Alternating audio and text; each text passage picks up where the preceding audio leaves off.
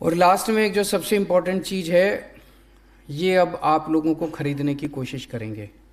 Already phone आने चालू हो गए हैं। कुछ लोगों के पास फ़ोन आए हैं, किसी को कह रहे हैं 10 लाख ले लो, किसी को कह रहे हैं 50 लाख ले लो, हमारे पक्ष में वोट डाल दो। मुझे पूरी उम्मीद है आप में से कोई नहीं बिकने वाला, एक एक आप में से हीरा है, मेरे को पूरी उम्मीद है। लेकिन इनको एक्सपोज करना भी ज़रूरी है। तो अपने अपने फ़ोन रिकॉर्डिंग पे लगा लो, जो भी फ़ोन आए रिकॉर्ड हो जाएगा। तो रिकॉर्डिंग पे लगा लो, रिकॉर्ड कर लेना, और अगर कोई आके मिले तो धीरे से अपना फ़ोन की रिकॉर्डिंग ऑन कर देना, चाहे ऑडियो रिकॉर्डिंग ही ऑन कर लेना। इनको रिकॉर्ड कर लो, इनको एक्सपोज करना। तेलंगाना का देखा था आप लोगों ने? तेलंगाना में किस तरह से ये एमएलए खरीदने गए थे, देखी थी आप लोगों ने? वो वीडियो आई थी, उसमें ये भी कह रहे थे दिल्ली के हमने 40 एमएलए खरीद लिए। तो 100 करोड़ रुपए तेलंगाना के एमएलए, तेलंगाना की सरकार गिराने के, उन्होंने रिकॉर्डिंग कर ली इनकी सारी, और ये फंस गए। और इसमें सारे बड़े बड़े नेताओं के नाम ले रहे थे। तो अगर कोई भी आए आपके पास, सबकी रिकॉर्डिंग कर लो, और रिकॉर्डिंग करके इनको एक्सपोज करेंगे। इनकी कुरीतियाँ जनता के सामने लाना बहुत ज़रूरी है।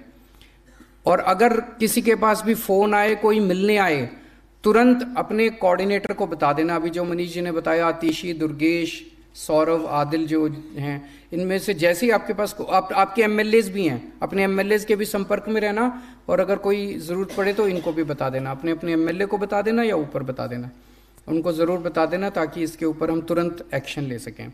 हम लोगों ने पिछले कुछ सालों में जो कमाया है, जो मेहनत की है, जनता उसको देख रही है। टीवी पे चलाते थे मनीष सिसोदिया सबसे बड़ा भ्रष्टाचारी, गली में हो रहा होता था कि बीजेपी वाले चोर हैं। गली में जनता कह रही होती थी बीजेपी वाले चोर हैं, लेंटर पे पैसा खाते हैं। मैंने देखा एक सोशल मीडिया पे किसी पत्रकार ने पूछा किसी से, कहता है जी वो मनीष सिसोदिया के खिलाफ ये आरोप लगे हैं, ये आरोप लगे, आपको क्या कहना है? वो बोला जी मेरे बच्चे का तो भविष्य बना दिया। ऐसा आदमी जो बच्चों के स्कूल अच्छे करता है, वो कोई चोर थोड़ी हो सकता है। तो आप जनता को बेवकूफ़ समझते हो क्या? तो हमने जितने काम किए अभी तक, और हमने अपने आचरण के जरिए जो जनता का दिल जीता है, वो ये लोग तोड़ नहीं पाए। अब इसे आगे ले जाने की जिम्मेदारी आपकी सबकी है। अगले 5 साल में कुछ ऐसा करना कि वो विश्वास और सुदृढ़ हो। ऐसा ना हो जाए कि 5 साल के बाद वो विश्वास जनता का कम हो जाए हमारे ऊपर। विश्वास और ज़्यादा बढ़ना चाहिए, विश्वास कम नहीं होना चाहिए। जनता का प्यार, जनता की मोहब्बत हमारे प्रति और ज़्यादा अगले 5 साल में बढ़नी चाहिए, वो कम नहीं होनी चाहिए। सबसे ज़्यादा दुखी जनता भ्रष्टाचार से है एमसीडी में, बहुत ज़्यादा। हर लेंटर पे पैसे लेते हैं, हर काम के पैसे खाते हैं, बहुत ज़्यादा दुखी है जनता। आप सब लोगों से हाथ जोड़ के निवेदन है, आप सब मेरे से, बहुत सारे आप में से उम्र में छोटे भी हैं, कुछ बड़े भी हैं। तो कुछ छोटे भाई बहन हैं, कुछ बड़े भाई बहन हैं। सबके भाई की तरह मैं यही कहना चाहता हूँ कि मैंने अपनी ज़िंदगी में सब कुछ देखा है। इनकम टैक्स में भी था मैं, वहाँ भी खूब पैसे कमा सकता था। उसके बाद फिर काफ़ी टाइम एनजीओ में काम किया, सुंदर नगरी की झुग्गियों में रहा।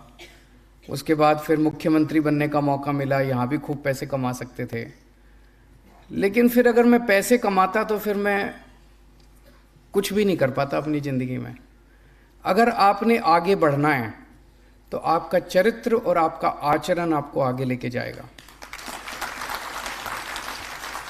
आप अगर ये सोचो ना कि मैं पैसे कमा लूं और किसी को पता नहीं चलेगा, सब पता चल जाता है सबको। और किसी को पता ना चले, ऊपर वाले को तो पता चलता ही है कि नहीं है? भगवान को तो मानते होगे, तो ऊपर वाले को तो पता चलता है जो भी करते हो। ये मान लेना कि अगर पैसे खाने चालू कर दिए तो ये आपका आखिरी मौका है ज़िंदगी का।